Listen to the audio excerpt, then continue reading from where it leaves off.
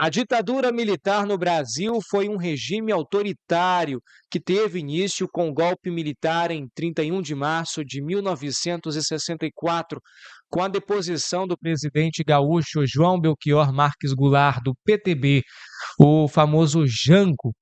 O regime militar durou 21 anos, de 1964 a 1985.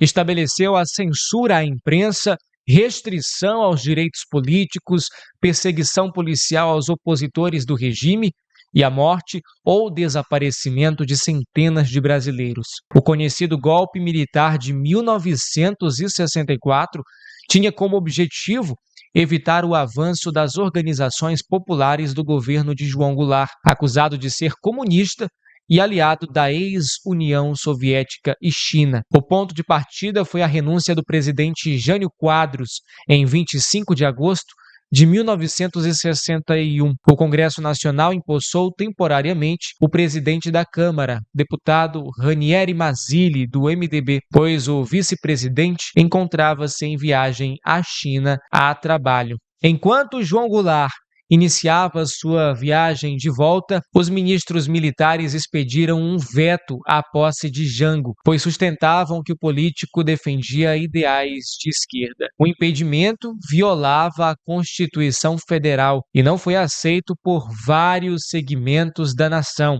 que passou a se mobilizar contra um golpe militar que viria a acontecer anos depois. Diante da ameaça de guerra civil, foi feita no Congresso Nacional, composto por maioria oposicionista a João Goulart, a proposta de emenda constitucional número 4, estabelecendo o regime parlamentarista no Brasil. Com essa manobra, Goulart seria presidente, mas com poderes limitados. Assim, Jango aceitou a redução de seus poderes, esperando recuperá-los em momento oportuno. Na época, os civis e militares golpistas fizeram um acordo com Jango, que em 1965, no fim de seu mandato, haveria um plebiscito para consultar a população sobre o retorno ou não ao presidencialismo. Sob pressão popular, o Congresso Nacional votou a favor da medida, e João Goulart tomou posse no dia 7 de setembro de 1961. Para ocupar o cargo de primeiro-ministro, foi indicado o deputado mineiro Tancredo Neves. O parlamentarismo durou até janeiro de 1963.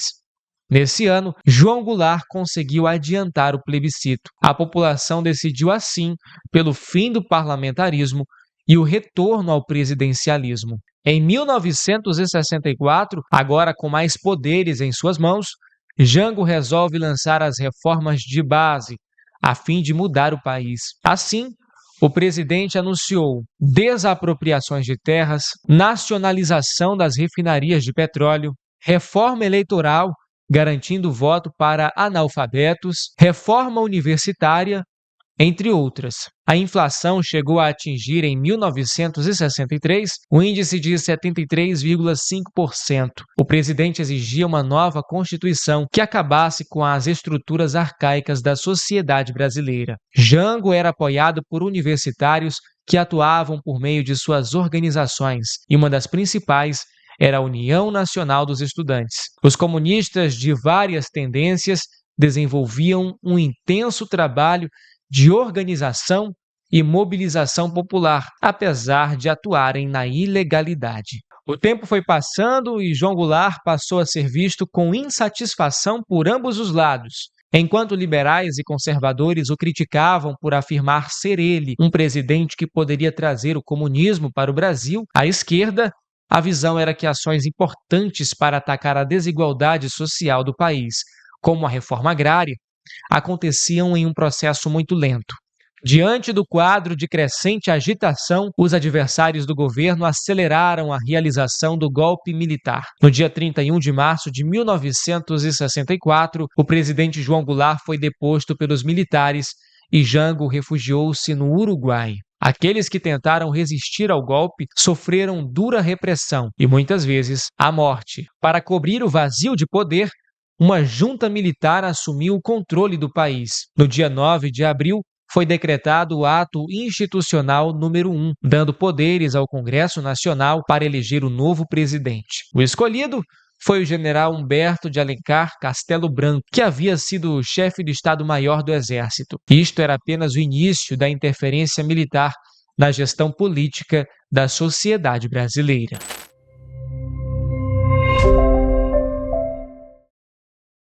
Olá, eu sou Vinícius Soares e você está no canal Debate, Histórias e Podcast. O que estamos falando aqui é um resumo de documentos oficiais, inquérito policial e reportagens. Não estamos inventando nada nesta história. Peço para que você deixe o seu like no vídeo, inscreva-se no canal Debate e ative o sininho de notificações. Assim você fica sabendo de nossas próximas atualizações em primeira mão. O Marechal do Exército Brasileiro, Humberto Castelo Branco, foi um dos organizadores do golpe civil-militar de 1964. Foi nomeado presidente brasileiro após eleições indiretas realizadas em 1964 e governou o país até 1967. Conhecido por ter sido o primeiro presidente da ditadura militar no Brasil, foi responsável por implantar as bases do sistema de repressão que caracterizou o país nesse período. A ascensão de Castelo Branco ao poder foi resultado da articulação golpista contra o governo do presidente João Goulart. Castelo Branco foi eleito presidente de maneira indireta e seu governo foi conduzido de forma a implantar a base da repressão no Brasil. Para isso, foram decretados alguns atos institucionais durante seu governo. Além disso, foi implantada uma política de austeridade a fim de conter os gastos do governo, o salário do trabalhador e reduzir alguns de seus direitos. O resultado prático disso foi o início da repressão e do autoritarismo que marcaram os anos da ditadura militar no país.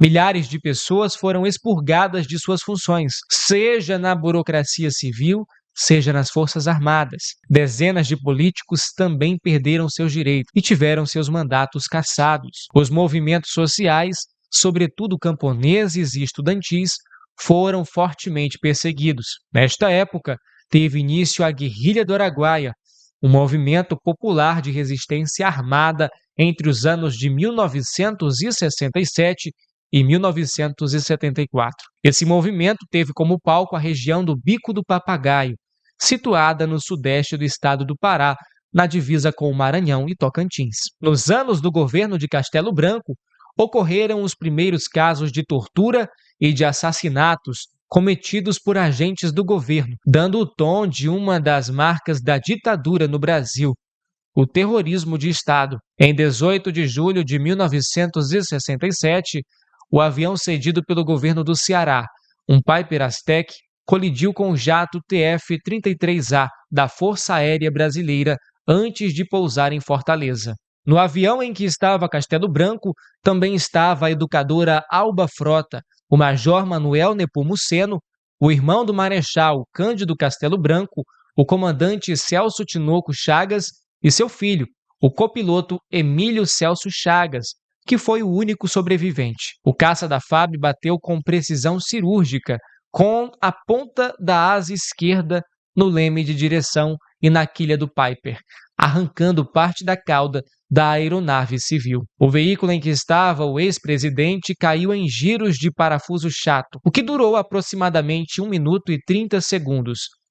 Já o avião da FAB retornou ao aeroporto, onde pousou normalmente, sem os tanques de combustível auxiliares que ficam nas pontas das asas da aeronave. Apenas um dos equipamentos foi arrancado na colisão e o outro foi automaticamente ejetado para evitar o desequilíbrio do TF-33A. O fato deu espaço para o início de diversas teorias, investigações e conclusões duvidosas, que atravessam quase 60 anos sem que ninguém seja responsabilizado pelo episódio. Castelo Branco visitava a fazenda Não Me Deixes, na região de Quixadá. O então presidente havia ido se encontrar com a escritora Raquel de Queiroz em 17 de julho de 1967. No dia seguinte à visita, o militar se dirigiu ao aeroporto da cidade, onde embarcou com os demais passageiros e a tripulação para voar rumo à base aérea de Fortaleza.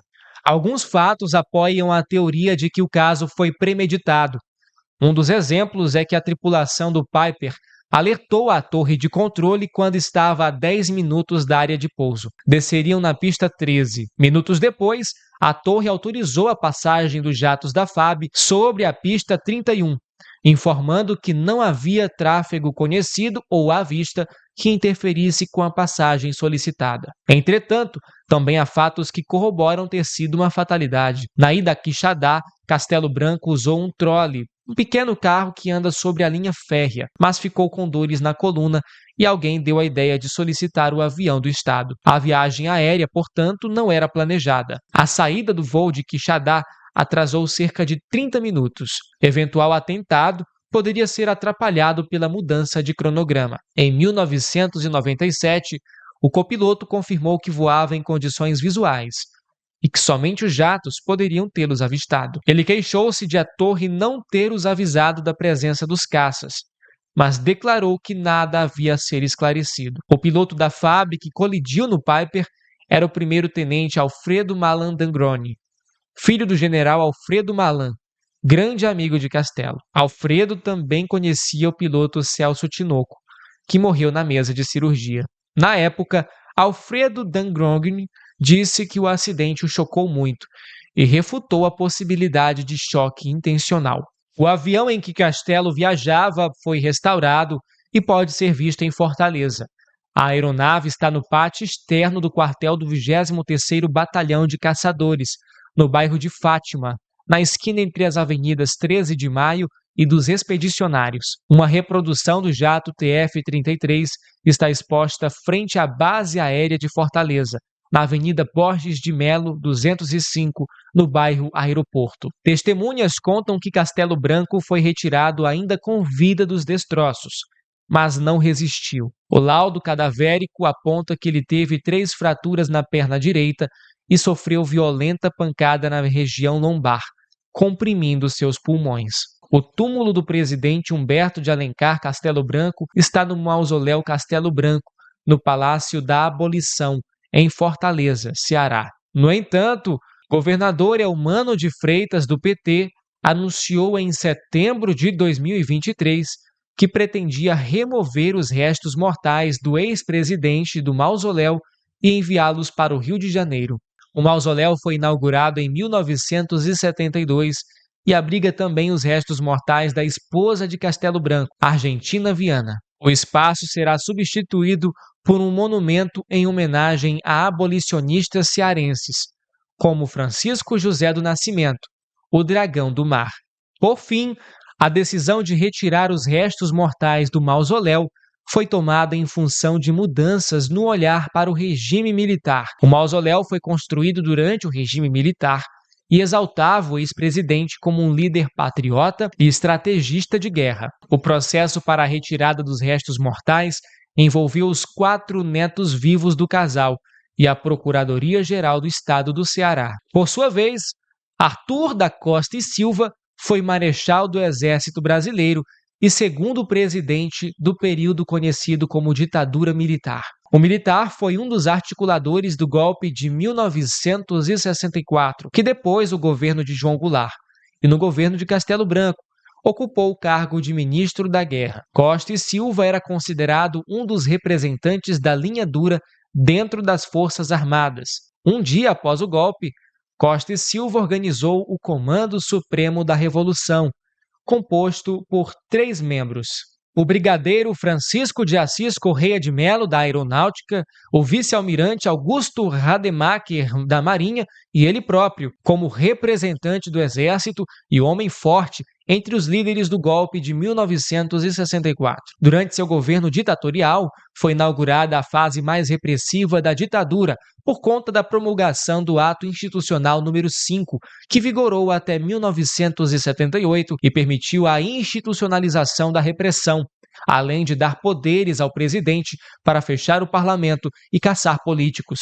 Na economia, deu-se início ao chamado milagre econômico, com Delfim Neto à frente do Ministério da Fazenda. No entanto, o número negativo da época do milagre foi aumento gigantesco da dívida externa brasileira, que evoluiu de 3 para 12 bilhões de dólares. Este efeito colateral, porém, foi amenizado pela forte evolução das exportações. Antônio Delfim Neto acredita que aquele excepcional momento da economia do país há um desejo em comum dos brasileiros, mas os problemas perduram até os dias atuais. Por fim, em agosto de 1969, o general Costa e Silva sofreu uma trombose cerebral e foi substituído por uma junta militar. Ele faleceu em 17 de dezembro daquele ano. Hoje em dia, o general dá nome a inúmeras vias públicas. O Ministério Público Federal do Rio de Janeiro entrou com uma ação para mudar o nome oficial da famosa ponte, mas não obteve sucesso. A estrutura é considerada a maior ponte do Hemisfério Sul e da América Latina. É um trecho da BR-101 e uma ligação viária vital para o estado do Rio de Janeiro, encurtando o caminho que antes exigia contornar a Baía de Guanabara ou usar balsas.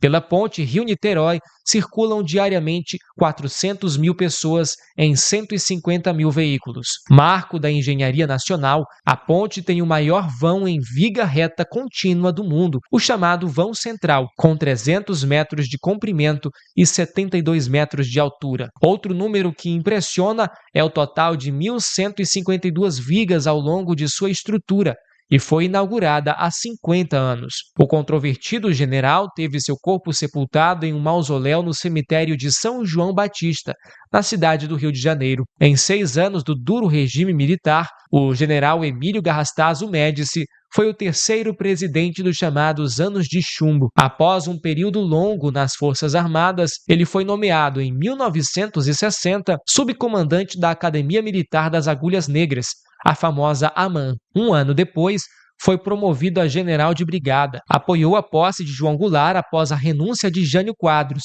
em 1961, e 2 anos depois foi nomeado comandante da AMAN na cidade de Resende, no Rio de Janeiro. Aderiu ao golpe militar de 1964 e, logo depois, tornou-se adido militar em Washington, nos Estados Unidos. Em 1967, assumiu a chefia do Serviço Nacional de Informações. Em 1969, foi promovido a general e foi nomeado comandante do Terceiro Exército, em Porto Alegre, no Rio Grande do Sul. Já em outubro de 1969, após o adoecimento do presidente Costa e Silva e de um breve período da disputa sucessória, Médici foi indicado pelo alto comando das Forças Armadas para assumir a presidência. Seu governo foi marcado pela escalada da repressão política e da censura aos meios de comunicação, além de dar continuidade ao conhecido milagre econômico, com crescimento do PIB e aumento do poder de consumo da classe média, por um lado, e explosão da dívida externa e maior concentração de renda, por outro. Com isso, aumentando o número de pobres no país. Já no fim de seu mandato, mais precisamente no dia 15 de março de 1974, transferiu o cargo para seu sucessor, o general Ernesto Geisel. Foi no governo de Emílio Médici que foi inaugurada a famosa rodovia transamazônica, a BR-230, no dia 27 de agosto de 1972. A cerimônia de inauguração do primeiro trecho, com 1.253 quilômetros, ocorreu em um ponto a 5 quilômetros de Altamira, com a presença do então presidente da República, Emílio Médici. A Transamazônica é uma rodovia federal que liga a cidade de Cabedelo, na Paraíba, a Lábrea, no Amazonas, e tem cerca de 4.260 quilômetros de extensão. A rodovia foi construída no contexto do regime militar brasileiro, que pretendia promover o desenvolvimento da região amazônica. O lema era o de levar os homens sem terra para uma terra sem homens, promovendo a integração nacional e a ocupação da região norte do país, notadamente da Amazônia, estimulando-se a colonização pela população de outras regiões que não possuísse terras, sobretudo as famílias da região nordeste do país. O túmulo do presidente Emílio Garrastazu Médici jaz no cemitério de São João Batista, Rio de Janeiro. O militar faleceu no dia 9 de outubro de 1985, aos 79 anos, vítima de insuficiência renal aguda e respiratória, devido a um acidente vascular cerebral. Já o general Ernesto Geisel foi o 4º presidente do país durante a ditadura militar. Ele teve um papel de destaque no movimento de deposição de João Goulart e assumiu a chefia do gabinete militar do presidente Castelo Branco. Em 1966, foi promovido a general. Em março de 1967, tornou-se ministro do Superior Tribunal Militar e entre 1969 e 1973 foi presidente da Petrobras e já se tornava o nome mais forte na linha sucessória com vistas à presidência do Brasil. Desta forma, o militar tomou posse como presidente em março de 1974. Foi durante seu governo que a ditadura militar começou a enfraquecer devido a um processo de transição para o regime democrático, definido por ele mesmo como uma abertura lenta, gradual e segura. Já em seu primeiro ano no cargo, permitiu a propaganda política da oposição e aboliu a censura prévia à imprensa. No ano seguinte, no entanto, a imagem de seu governo foi manchada pela morte do jornalista Vladimir Herzog nas instalações do Destacamento de Operações de Informações, Centro de Operações de Defesa Interna, o temido DOICOD, um órgão subordinado ao Exército de Inteligência e Repressão da ditadura militar em São Paulo, onde centenas de opositores ao regime foram mortos. Em 1977, apresentou o Pacote de Abril. No ano seguinte, teve de enfrentar a primeira greve de massa desde 64, a dos metalúrgicos do ABC Paulista, liderada por Luiz Inácio Lula da Silva, hoje presidente do Brasil. No fim do mesmo ano, revogou o AI-5, cujo prazo de validade era de 10 anos, ou seja, seus efeitos expirariam no ano seguinte. Uma medida vista por muitos como oportunista e de decadência do golpe de 1964. No final de seu governo, em 15 de março de 1979, entregou o cargo para o general João Batista Figueiredo. Ainda foi o presidente da Norquisa Nordeste e do Conselho de Administração da Companhia Petroquímica do Nordeste, a Copene. O corpo do velho militar, ex-presidente Ernesto Geisel, foi sepultado no Rio de Janeiro ao som do hino da artilharia, em 12 de setembro de 1996.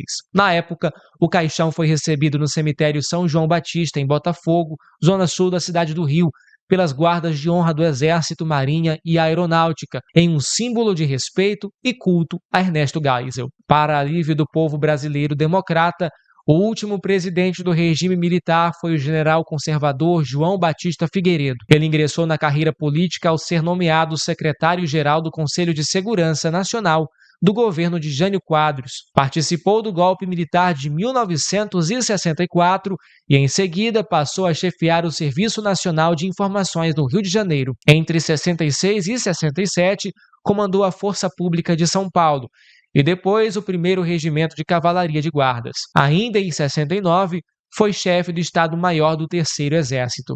Em 1978, o general foi eleito presidente pelo Colégio Eleitoral. Ao tomar posse, disse que faria do Brasil uma democracia. Durante seu mandato, ocorreram vários atentados terroristas, atribuídos a setores ligados aos militares linhas dura, descontentes com a abertura política promovida pelo governo do general Figueiredo. O mais famoso foi o atentado do Rio Centro, conhecido como Caso do Rio Centro, um ataque terrorista perpetrado por setores do Exército Brasileiro e da Polícia Militar no Rio de Janeiro, na noite de 30 de abril de 1981, com o objetivo de incriminar grupos que se opunham à ditadura militar no Brasil e, assim, justificar a necessidade do seu aparato de repressão e retardar a abertura política em andamento.